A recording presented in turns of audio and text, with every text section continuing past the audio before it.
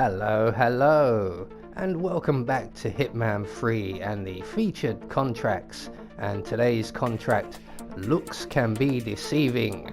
And the contract ID is currently up on the screen for anyone who wishes to have a go at this one, and has been supplied to us today courtesy of Novocaine 407.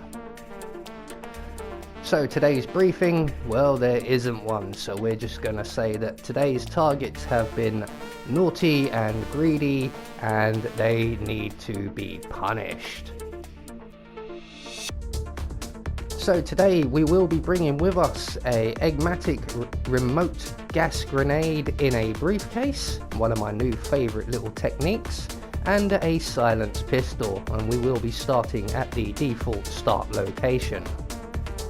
So today we have 5 targets available to us, with no stipulations on how we go about dispatching them or what we wear while we do so, and we must not be caught on any surveillance systems. We may have to delete the recordings.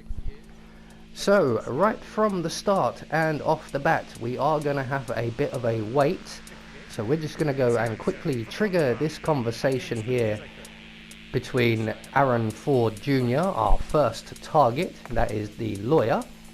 We've tried to get his conversation started early because he does stand there for quite some time. We're then going to drop down the cliffside here to the vine vineyard, and we're going to knock out the guard on patrol up here, or on guard up here. We're going to drag him into the bushes, take his outfit, we're just going to hide his gun as well, retrieve our briefcase, and make our way back up to the parking lot up the stairs here. So just be aware that one of our primary targets has just gone past and is followed by an enforcer bodyguard, and that's him just there. So we're going to let him go ahead of us before making our way up to the entrance to the villa, and we're going to veer off into the gardens area here, using the bushes for cover, and we're just going to scoot across this path once the 2 guards have gone past, and we're just going to wait here by this rock. Now we're going to be waiting here for a number of minutes while we wait for our target to arrive. He does take a considerable amount of time, so we're going to use that time to remove our gas grenade from the briefcase. We're going to replace it in the briefcase, thus activating it, and then we're going to drop the briefcase next to the rock, because we don't want to eliminate our target with a briefcase. So you can just see in the distance there, our target is making his way towards the villa, and you can hear the birds chirping. They will get his attention and draw him over to the tree that is just off screen to our right. And when he comes over, we can then render him unconscious quietly as possible, as there are still 2 patrolling guards in this area. They patrol along this path that the lawyer is walking along. There they are now. So any moment now they will turn to leave, and once they are a safe distance past the rock we're hiding behind, we can then render our target unconscious nice and quietly. There we go. We're going to snap his neck. So that's target 1 taken care of. We're going to retrieve our briefcase and make our way once again back to the parking lot area. Be aware that there are a number of enforcers to this outfit in this area, so we do have to avoid them. But once we're back into the parking lot area, we are going to once again drop down the cliff face towards the vineyards. We can take the stairs if we so wish. I don't fancy jumping down 2 more cliff faces in the same day, so we will take the stairs. And our next target is the chief winemaker. I'm not quite sure how to pronounce his name. I know it's Gabriel, so we'll just stick with that. Gabriel will be just up ahead of us on the left here, and he is about to have a phone call telling him that he needs to prepare for a guided tour. We need to run past him quite close to avoid the enforcer on our right. Now eventually he will make his way over to this area where we will see a table. The table is just a couple of vines along. So we're going to find a crate here and we're going to take out our Eggmatic grenade once again, because I've forgotten I'd already done it, and replace it once again, and we're going to leave our briefcase behind the crate, and all we have to do now is await the arrival of our target. Now he's going to be making his way over to this area. There he is, and he is also followed by one of the winery workers. So we need to time this a little bit, because if we push the water pump machine here too soon or too late, we will attract the attention of somebody else. But just as he's approaching the table area, we can turn on the water pump, turn it off again, and that will attract the attention of Gabriel. And when he comes to investigate, once again we can sneak up behind him nice and quietly, render him unconscious, and we're going to hide his body in the crate where our briefcase is. So here is Gabriel now with his epic mustache, and we're going to render him unconscious, drag him around to the crate provided, and it's at this point we will then proceed to snap his neck.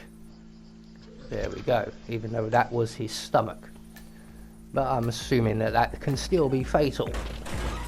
So target 2 taken care of. We're going to retrieve our briefcase and make our way up the stairs just in front of us here, where we will encounter our third target.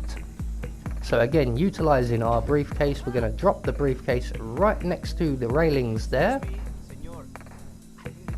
When our target finishes telling us that we've left our briefcase behind, he will then go back to his phone call, and as part of his phone call he will turn and face that briefcase. He will spot the briefcase and he will move in to remove it, and as soon as he starts moving we can get up behind him and throw him off of the balcony. There we go. So we want to very quickly retrieve our briefcase once again and make our way up the stairs. And from here we're going to go around the tasting room, because you can see there is an enforcer just inside the door there. And we want to make our way around to the side of the building into the tasting room and up the stairs to the barbecue area. I'm just going to stop here to show you target number 4, who is walking straight towards us. He's going to go into the tasting room, and then he's going to make his way up to the barbecue area and have himself a cigarette. And we are going to be there in position, ready and waiting for him. So he's going to make his way to around about this spot here. So we are going to wait right here for him. He will come up here to have his cigarette, and at that point we can then trigger our gas remote and make him sick. So he's just made his way up the stairs now. Instead of walking directly to this spot, he does go around a little bit. But here he comes now, and once he stops, all we've got to do is walk up next to him, trigger our gas grenade and move to a safe distance.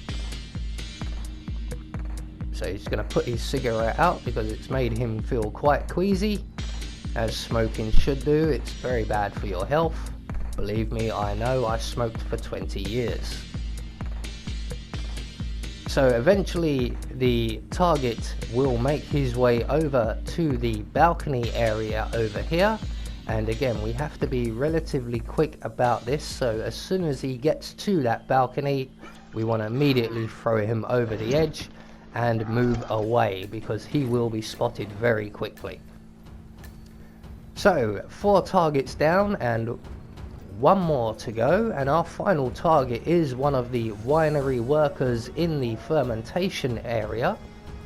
So what we're going to do is make our way straight down into that area. We're going to hang a right here at the stairs and grab ourselves this wrench on the IBC here, and then we're gonna make our way down to the fermentation floor itself. You can take the stairs, but I'm feeling energetic, so we're gonna vault over the balcony the last few bits. So once we get to this winery worker right here, we're gonna drop our briefcase and again move a safe distance.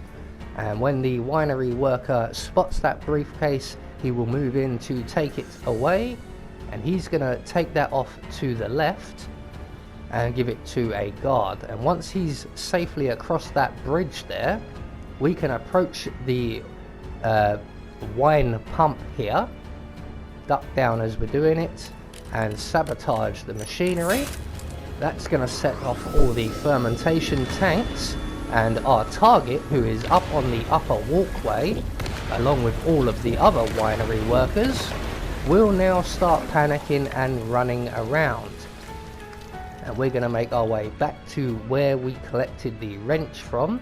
You can see there is our target, and he is going to stop by this fermentation tank. Now just be aware that there will be a guard coming up these stairs with our briefcase, so we don't want to make any sudden movements until that guard has passed us. But the target, our winery worker friend here, will now take up position by the fermentation tank. Here comes the guard, so we're just going to get ourselves in a better position, and once the guard goes past, we're going to crouch down and throw our winery worker into the fermentation tank, thus killing him and finishing the mission.